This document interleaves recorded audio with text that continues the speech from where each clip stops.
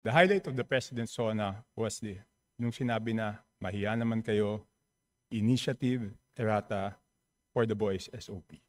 So ang initiative at errata ay nanggagaling po yan sa Kongreso. Kaya nga medyo nahirapan si Sec. Ralph na sagutin kung paano nabawasan yung iba dahil talagang Kongreso po may alam yan. At dalawang pagkakataon po yan, sa BICAM at sa small committee. So I would like to ask the chair to furnish all of the members the signed report of the small committee for 2025. Wait, bakit gumagalaw yung oras ko? Hindi naman kasama yung sagot.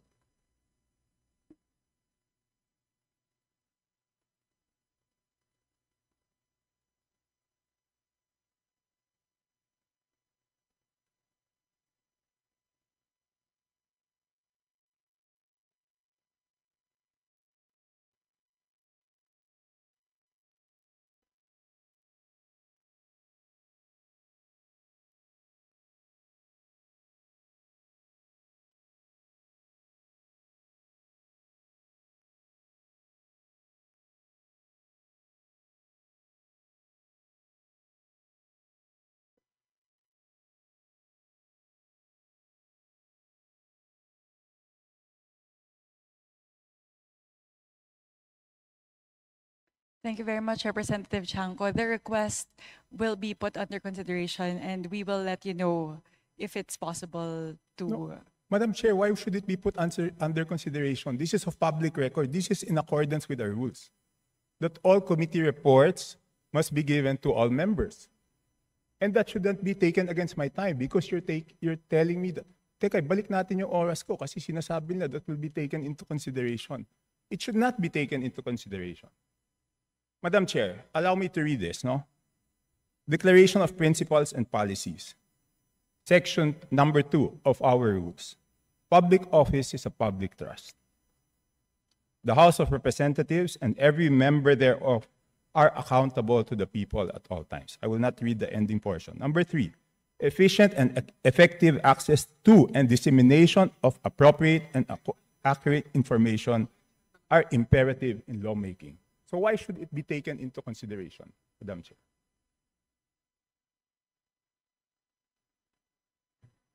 This representation was not the appropriations chair at the time. So the person who's covering the jurisdiction of that particular document, that is a document within the purview of the 19th Congress. Given that we've now crossed over to the 20th Congress, we would need to consider that request. Madam Chair, that's not acceptable. This is public records. Pareho pa naman yung COMSEC natin. At yan dapat linalagay sa archives. Do I have to read the rules again regarding archives of all documents? So may ang daming violation, Madam Chair. Walang record, hindi binigay. Ngayon, it's not readily available. Walang record sa archives. Ano to, sikreto? Again, this representation was not the let's ask the appropriations committee chair. Let's ask at the the committee time. secretary, where are the signed records of the 2025 small committee report?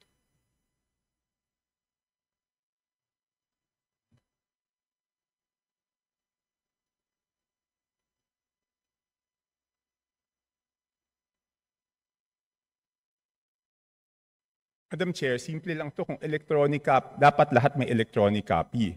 So dapat i-email sa amin lahat within 5 minutes, di ba?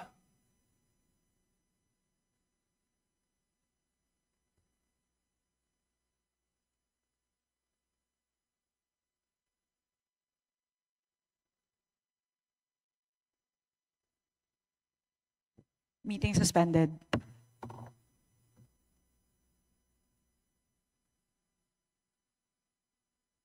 So Madam Chair, starting Wednesday, tatanungin natin yung mga departamento, paano nila ginastos yung budget nila. Paano natin sila tatanungin kung paano nila ginastos yung budget nila kung hindi natin alam paano sila nabawasan at paano sila nadagdagan.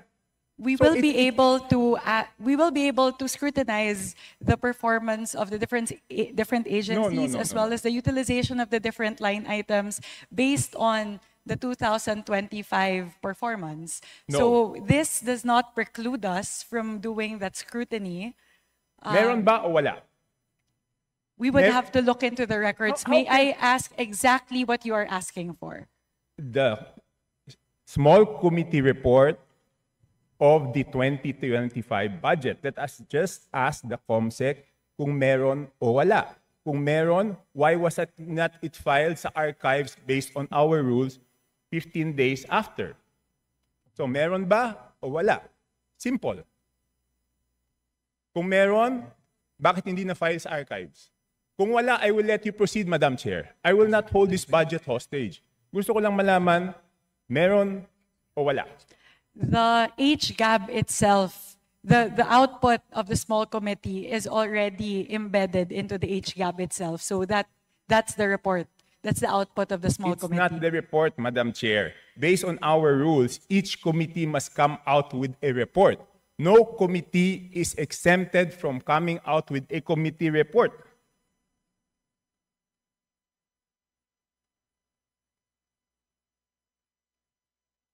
Please check Section 39 of Rule 9 of our rules.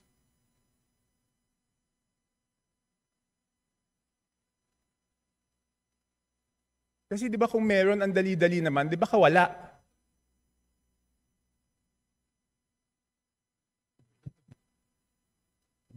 So the small committee is subsumed within the Committee on Appropriations, and it is the Committee on Appropriations who's required to submit the committee report. In this case, the report and the output of the Committee on Appropriations is the HGAB. No, it's not.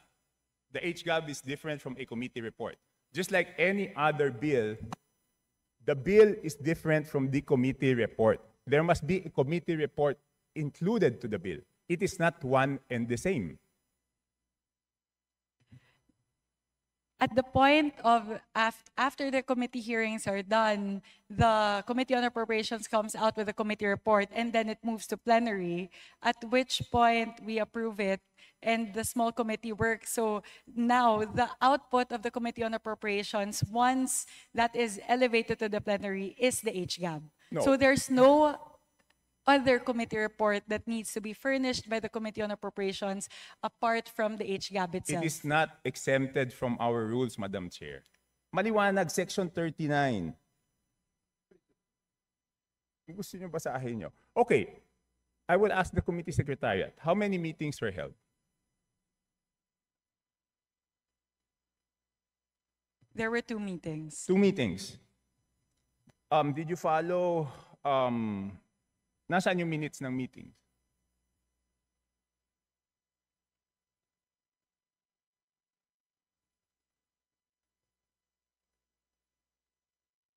Where were the meetings held? What date?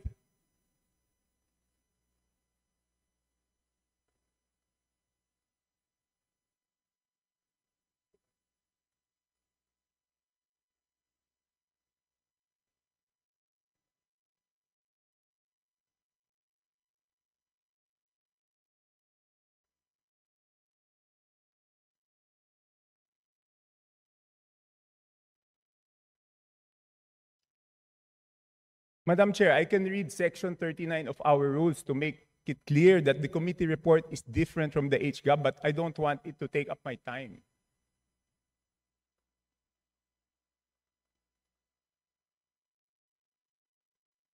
Iba po yun eh, kasi tignan nyo yung BICAM. Di ba may BICAM report? Doon sa BICAM report, teka muna, bait umaandar yung oras ko? Hindi pa nila natatapos yung isyong rineraise ko.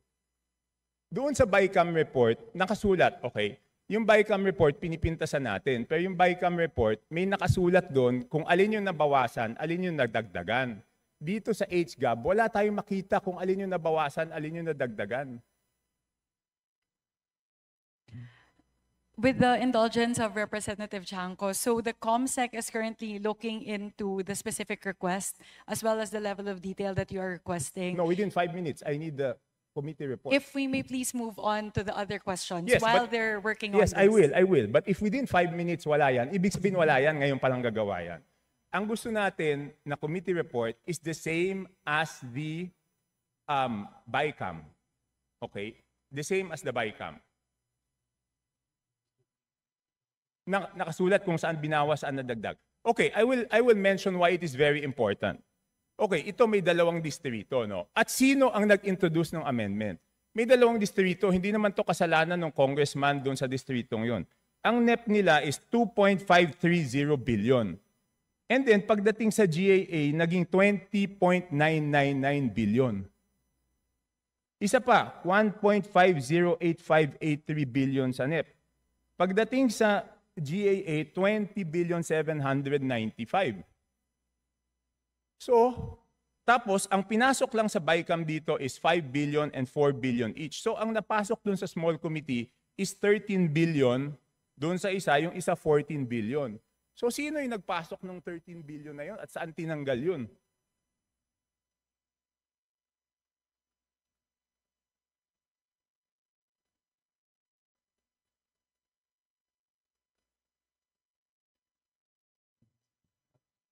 So again, the small committee is subsumed within the Committee on Appropriations, and it is not required to render a separate committee report. The rule that you are citing, Honorable Chanco, pertain to standing committees. And the mother committee in this case of the small committee is the Committee on Appropriations. Yes, but did we exempt the Committee on Appropriations not to submit a committee report? No. Again, the committee report of the Committee on Appropriations at the plenary level is the HGAB itself. Yeah, but all meetings, dito sa ating rules, all meetings must be on record. So it's not only the committee report, dapat yung small committee na yon, meron silang report na finurnish lahat. Again, if with the indulgence of the Honorable Chanco, the COMSEC is looking into the request, if we may move to the next question. Okay, I will move to the next question. Thank you very mukhang much. wala talaga. Signed committee report showing ano yung binawa, saan napunta. Okay. So it's only now, Madam Chair, that you found out that there is no small committee report?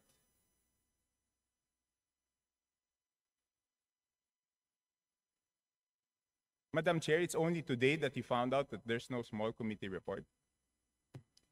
Again, Representative Chanco, I was not the chairperson of the Committee on Appropriations at time, nor was I linked to the budget deliberations or the deliberations of the small committee. So this is something that we are looking into based on your query. Okay.